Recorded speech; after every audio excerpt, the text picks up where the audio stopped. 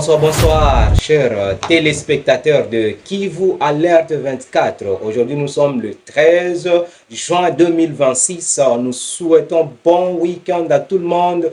Vous qui êtes prêts à suivre cette analyse de ce soir, cette information de ce soir sur le front, une information sur le front, sur tout ce qui se passe à l'est de la RDC. Et surtout aujourd'hui, nous allons essayer un peu de toucher des sujets qui sont un peu sensibles, des sujets qui choquent. Il y a des gens que ces sujets vont choquer parce qu'ils n'aiment pas qu'on puisse toucher à ce point. Mais aujourd'hui, nous allons toucher à ce point. Et quel est notre sujet de ce soir? Quelle est l'analyse que nous allons essayer un peu de faire sur la situation, sur ce qui se passe à l'est de la RDC? Aujourd'hui, nous touchons un point, un sujet qui est très pertinent, un sujet très important dans le conflit armé qui se passe entre la RDC et le Rwanda, l'agression du Rwanda à l'est de la RDC.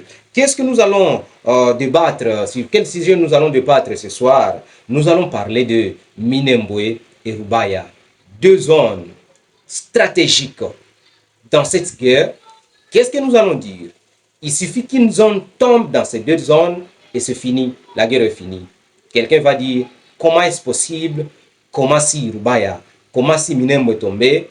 Comment si une partie de ces deux zones tombées, automatiquement la guerre va prendre fin? C'est dans cette édition, nous allons vous expliquer, dans cette analyse, vous allez tout comprendre, comment est-ce que ça se passe et comment est-ce que les deux zones sont des zones qui sont stratégiques dans ces conflits qui opposent la RDC au Rwanda. Vous êtes avec nous, vous êtes nombreux. Nous vous invitons à partager, à s'abonner massivement sur cette chaîne Kivu Alert 24 et vous aurez des informations qui sont fiables et des informations qui viendront à temps réel.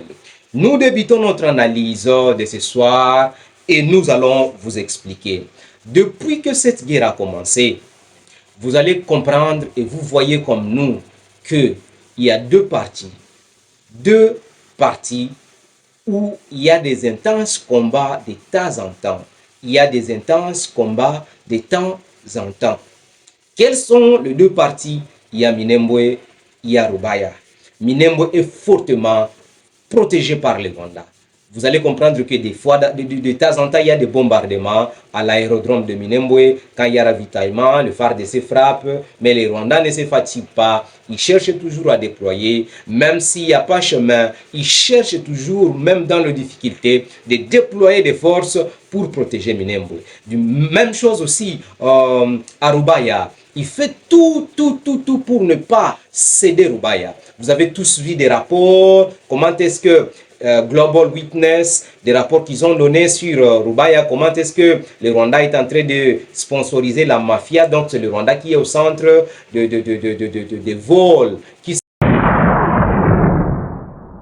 Voilà maintenant pourquoi les deux zones sont stratégiques. Minembwe qui joue son rôle, Rubaya joue un autre rôle. Et pourquoi si une de ces parties tombait, automatiquement, le Rwanda doit se retirer. Cette analyse semble être drôle, mais vous allez comprendre qu'elle est réelle, elle est exacte. Et vous finirez par conclure, vous finirez un jour par publier cette vidéo, partager largement parce qu'il y a une réalité que je vais dévoiler. Pourquoi Minembwe est stratégique? Minembwe, c'est l'empire qui a été construit par le Rwanda. L'empire où il y a un mensonge qui est caché. Quel est le mensonge? Au nord, les Banyamulenge sont marginalisés. Au nord, les Banyamulenge ne sont pas considérés comme d'autres Congolais. Mais je vous assure que c'est faux. Parce que les habitants de l'Est, nous qui connaissons très bien l'Est, il n'y a jamais eu de marginalisation. C'est un empire, un mensonge qui a été monté pour se donner des prétextes d'attaque. Et si aujourd'hui, les FARDC parvenaient à prendre cette entité, et ça va se faire, vous allez trouver qu'il y a d'autres réalités qui vont être dévoilés. Les gens de Minembwe, les Banyamulenge, ils sont dans une prison ferme, une prison à ciel ouvert. Et leur prière, ils veulent que la RDC, que le FARDC puisse y arriver et qu'il soit enfin libre. Vous allez voir les Banyamulenge qui sont à Bibokoboko aujourd'hui. Ils circulent librement, ils partent à Baraka, ils font des allers-retours et la vie est devenue normale. Ils sont déjà ouverts au monde extérieur. Mais ceux qui sont à Minembwe, ils sont dans une prison. Ils restent là où ils sont, ils ne sont pas en contact avec le monde extérieur. Et aujourd'hui, quand le FARDC vont y arriver, vous allez trouver, on va encore identifier des fausses communes, des Banyamulenge qui ont été éliminés, tués par les Rwandais. Et vous allez croire à ce que je venais de vous dire. Le Rwanda a construit cet empire de mensonges comme prétexte pour se défendre, pour faire accepter son agression. Mais c'est faux. J'entre sur le deuxième point. Pourquoi Rubaya? Pourquoi si Rubaya est tombé, automatiquement, le Rwanda doit se retirer? Vous avez tous vu des rapports qui sont sortis sur les minéraux congolais qui sont trafiqués, qui sont en train de partir à l'étranger frauduleusement, surtout les minéraux qui viennent de la mine de Rubaya. Et qui est le maître, qui est au centre? C'est Paul Kagame, c'est le Rwanda. C'est lui qui est considéré comme les déclarants de blanc. Ils ont construit Minembwe pour justifier leur présence, afin de voler nos minéraux à Rubaya. Et aujourd'hui, si le FARDC parvenait à récupérer Rubaya, automatiquement, les gens qui financent Paul Kagame n'auront plus besoin de lui.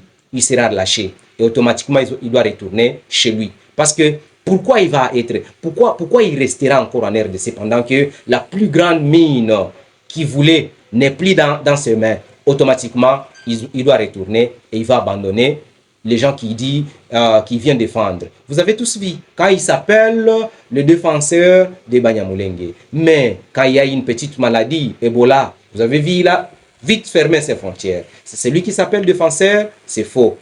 L'analyse, nous la faisons, elle est un peu drôle, mais vous allez tous voir un jour que nous avons fait une analyse qui était réelle et nous disons merci à tous.